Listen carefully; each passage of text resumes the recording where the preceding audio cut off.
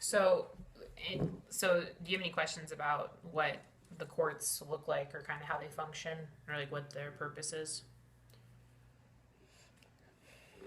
So like the court is it like their purpose to like solve just to solve it and like that's Their it? purpose is to try to enact justice, to try to balance something that has happened. So you Okay. have you have criminal law where like there's been someone's been hurt, or the criminalization happens. Then you have civil law where there's disputes personally between two people, Or or like government. medical injuries, yeah, and you kind of take it to a civil law point of view.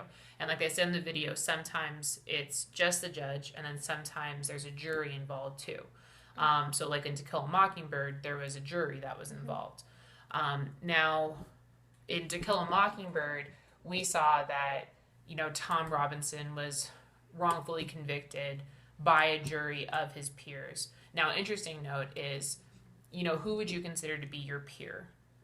Do you know what a peer is? Like friend It's like or somebody who's on your same level, somebody who would understand you. So, like, who would be like a someone who's of your peer, who's a peer of yours? probably Tom Robinson. Well, Well, not Tom Robinson, but like like no, you personally.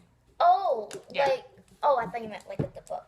Um, like an actual person yeah, sure. I mean, or like, would you consider me your peer? yeah, Well, am I on the same level as you? no.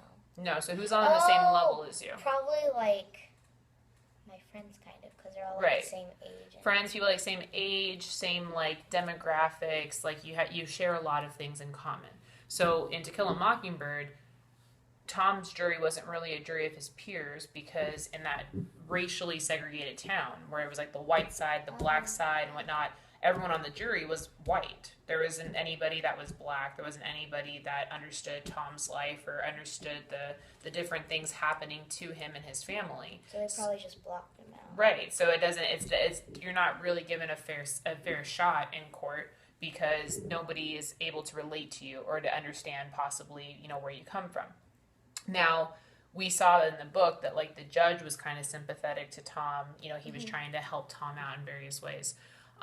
But similar to um, uh, kind of on the flip side of what happened in To Kill a Mockingbird, because in To Kill a Mockingbird, Tom Robinson was accused of raping Mayella.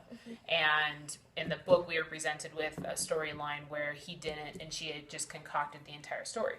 If we connect it to things happening today, there are a lot of court cases that revolve around those types of issues, because like we, particularly as girls, we have rights that are related to us because from past historical examples we've been abused, because we're generally physically not as strong. We haven't had as many rights given to us. We only got the right to vote only like 100 years ago or Yeah. so. So it's easy for us to be abused in some way, and that's why there's been so many different things that kind of go in the rights of women to help out. You probably haven't seen this, or I mean, you might have. So correct me if I'm wrong. But there's a recent case that's in the news right now, and it's revolving a guy named Brock Turner. And in this case, he was convicted by a jury. He was found guilty of sexually assaulting a girl, and she was actually unconscious.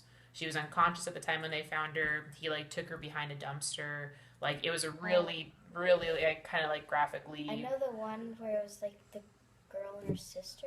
Oh, that's it. And so her Oh, sister left her, and so she was there. And then two guys on bicycles saw him and actually intervened and helped her, and they chased him oh, down and held him until the police got there.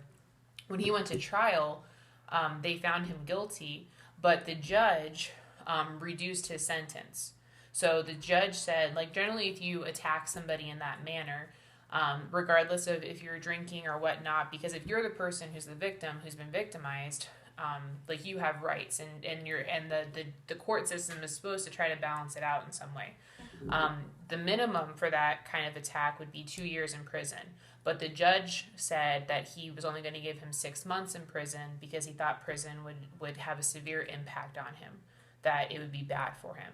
And a lot of people are really upset because they don't understand exactly why the judge reduced his sentence after he attacked. But the judge has the ability to. The judge has the ability to look at a case and to kind of, evaluate what they want to do. Do you hearing from what I just said, do you find any issue with that, or? Yeah, he attacked someone like they were unconscious. They had no self-defense at all. Yeah. Like, you should have the punishment that you have as any other person. Well, and people are also mad too because he went to Stanford and he was a really good swimmer, and he was an athlete. He's a white athlete, and so people are saying that across the country, people that don't have any prestige, that are from different ethnicities, they're not given that same kind of preferential treatment. That's kind of one of the outlooks on it, because it kind of seems like it was skewed in his favor. You know what I mean? Like, it's not, there are certain stereotypes that exist about different groups. So people tend to get angrier, based on like what your background is sometimes. And so because of that, what's happened is there's on change.org, there's actually petitions where people are trying to get the judge removed because they're so mad at what he did. And so currently right now, there's 925,000 signatures on this website to get him removed. And there's articles that are being written that are looking at like what form or how effective are petitions, like what do they do. And so this article highlights that there's Joseph Kony, who was somebody that was a danger in Africa, and he was a warlord, and he ran a resistance army where there were girls that were kidnapped. They were kidnapping people, and so they were abusing it. And so this warlord guy. So these are examples of like petitions that have gone out, people trying to give their voice and support of trying to fix things. So the warlord is the guy who raped the girl? Or no, this is just a connection. So it's looking at, petitions have signatures, and when you sign if I say, will you sign my petition, what are you saying when you sign my petition? That I agree, or like give my permission, or yeah, so you're showing support for whatever it is that I'm advocating for, and so this part of the article says, but can petitions work? And so it says these are a couple of victories. There was they lobbied on change.org for a woman moderator in the presidential campaign and the presidential debates, because there was always a male that was moderating. And they said, why is it that there's never a female representative? And so after that petition went through, Candy Crawley, who's a commentator for CNN, she was asked to moderate the next debate. There was another petition where people that were victim of domestic violence, so say I am married to somebody and they are abusing me, and I escape a really bad household. What Verizon Wireless was doing is they were charging me fees when I cut off my cell phone line from them, because they were saying I broke my contract. And this petition was saying, if you're being hurt and you're escaping a bad situation, why are you still being held accountable? Like, why are you paying for them? That doesn't make any sense. So after that petition went through, they changed their policy. So there's a couple of instances in which different things were brought to light in order to advocate for a certain thing. Now, I want to look at the word, because I mentioned it a couple of times, like advocate, and this is going to test your knowledge that we've done in class. So advocate has two main root words inside of it. Ad. Remember what ad means? Think of other words that have ad. Oh. Abnormal. Or no, that's ab. That's ab. That's abnormal. Well, I'm thinking. If I said like advance. So it means going forward. So it means to or forward. Oh, okay. And then, do you remember what voco means? Sound. Close. It's not. Or hear. It's not. It's not sound. It's like what you do to produce, or. Vocalize. It's a voice. Oh, So voice. so Oh, I was voco close. I so was voco close. means voice. So when you say that you advocate for somebody, you're saying that you are giving a voice to somebody. That somebody who's been wronged or something that you're advocating for, you're saying, I will be your voice. I'm going to voice up what needs to happen. So if I'm someone's advocate, I'm kind of in their ring. So I want to look at a page from To Kill a Mockingbird. And do you remember how upset Jem was after the ruling? Remember when they found out that Tom Robinson was convicted guilty? He was in such disbelief and he was so mad because he Yeah. couldn't figure out how it would happen. Yeah, what he did wrong or how they got to it. Yeah, like how his community could do it. So what I'm gonna do is I'm gonna read through a passage just from here to here, Okay. and I'm gonna ask you if you can figure out how possibly this passage relates to what we've been talking about. Okay. Suddenly Miss Maudie spoke. Don't fret, Jem. Things are never as bad as they seem. Indoors, when Miss Maudie wanted to say something lengthy, she spread her fingers on her knees and settled her bridge work. This she did, and we waited. I simply want to tell you that there are some men in this world who are born to do our unpleasant jobs for us. Your father's one of them. Oh, said Jem. Well. Don't you well me, sir, Miss Maudie replied, recognizing Jem's fatalistic noises. You're not old enough to appreciate what I said. Jem was staring at his half-eaten cake. It's like being a caterpillar in a cocoon. That's what it is, he said. Like something asleep, wrapped up in a warm place. I always thought Maycomb folks were the best folks in the world. At least that's what they seem like. We're the safest folks in the world, said Miss Maudie. We're so rarely called on to be Christians, but when we are, we've got men like Atticus to go for us. Jem grinned ruefully. Wish the rest of the county thought that. You'd be surprised how many of us do. Who, Jem's voice rose, who in this town did one thing to help Tom Robinson? Just who? His colored friends, for one thing, and people like us. People like Judge Taylor. People like Mr. Heck Tate. Stop eating and start thinking, Jem. Did it ever strike you that Judge Taylor naming Atticus to defend that boy was no accident?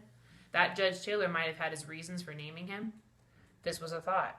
Court-appointed defenses were usually given to Maxwell Green, Maycomb's latest addition to the bar, who needed the experience. Maxwell Green should have had Tom Robinson's case. You think about that, Miss Maudie was saying. It was no accident. I was sitting there on the porch last night waiting. I waited and waited to see you all come down the sidewalk, and as I waited, I thought, Atticus Finch won't win. He can't win. But he's the only man in these parts who can keep a jury out so long in any case like that. And I thought to myself, well, we're making a step. It's just a baby step, but it's a step. So do you see any connection between this portion to kind of what we've been talking to in terms of like advocating or, Like, Atticus, like, was Tom Robinson's, like, kind of like friend, kind of. Like, so he didn't know him, but he knew him enough to where he could defend him a little bit of, like, how he was a nice person and about his hands and, like, disabilities of that. And they said that Tom Robinson was supposed to have a different lawyer, but who appointed Atticus? the Judge Taylor. The judge. So the judge kind of knew where the case was going. So when he chose why did he choose Atticus for Tom? Because he would, like, have the case go longer And kind of give him the best shot. Yeah. Right? So it's like kind of people coming together to do what they can. Because sometimes in life we're faced with losing situations where you're like, I don't know if I'm going to win this. Remember earlier in the book when Mrs. Dubose died and Atticus told Jem that courage is starting something and engaging with it, even if defeat is a real possibility. If you're not courageous if you do something knowing you're going to win. You're courageous if you do something and there's a real possibility that you're going to lose. So what I want to do right now, what I want to ask you is if the verdict of Tom Robinson's case happened today, how could we as citizens advocate for his innocence? Like what strategies, tools, methods could we use? I'm going to have you write this response down for me. Okay. So if you were somebody and you read